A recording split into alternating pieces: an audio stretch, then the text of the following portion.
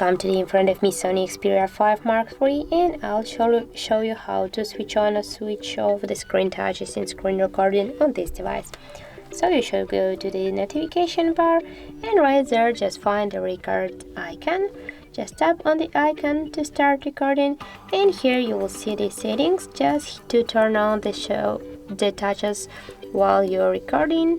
Just tap once on the switcher and you will show your touches of your screen when you will record something. And now just to start recording, tap here on the start, and that's it.